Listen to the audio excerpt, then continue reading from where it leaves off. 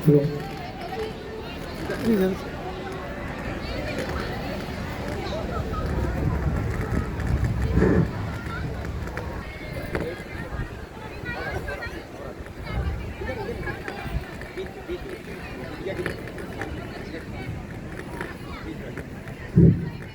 morning, good afternoon, respect principal sir and all guests and all teachers.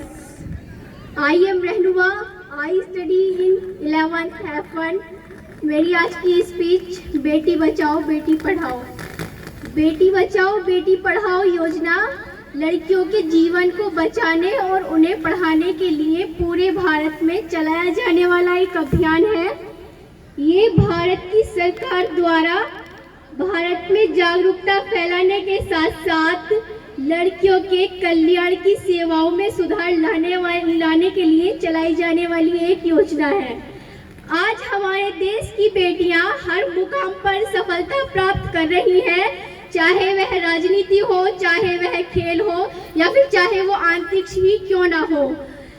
एक शिक्षित और खुशहाल बेटी हमारे देश व समाज का भविष्य होती है।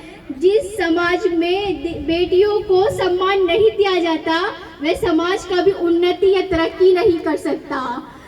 हमारे यहाँ भारतीय संस्कृति में तत्काल से प्राचीन काल से ही कन्या पूजन की प्रथा चली आ रही है।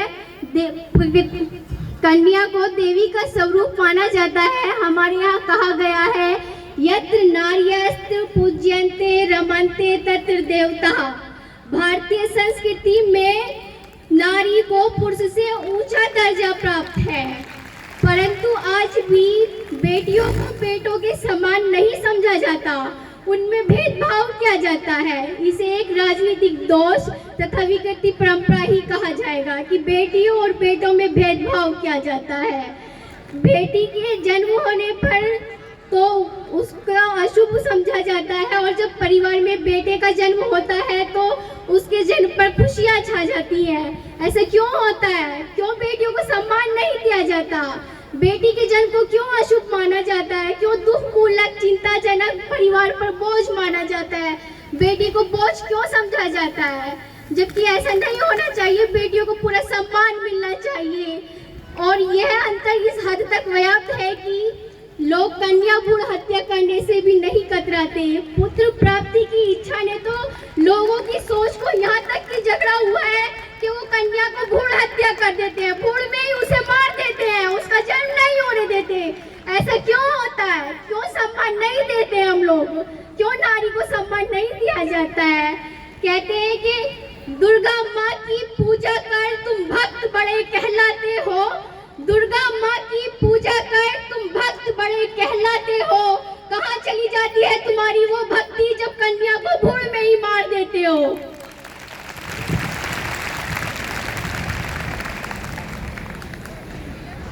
क्या सुंदर जवाब था एक बेटी का जब उससे किसी ने पूछा कि तुम्हारी दुनिया कहाँ से शुरू और कहाँ पर खत्म होती है, तो उस बेटी ने कहा, बहुत सुंदर सा जवाब दिया कि मेरी दुनिया माँ की कोख से निकलकर, पिता के चरणों से गुजरकर, पति की खुशियों की गलियों से होकर और बच्चों के सपना पूरे करने तक खत्म हो जाती है।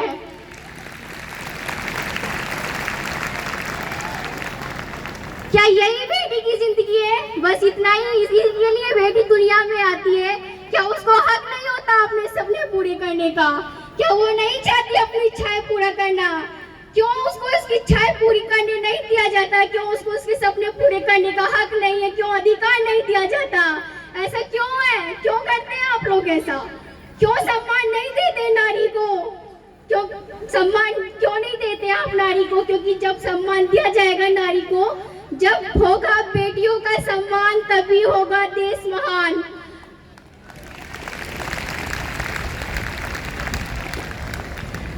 फूल सी कोमल सी कलियां होती है बेटियां, बाप बाप का दुख समझती है बेटियां, आंगन की खुशियां होती है बेटियां और माँ बाप का सम्मान होती है बेटियां।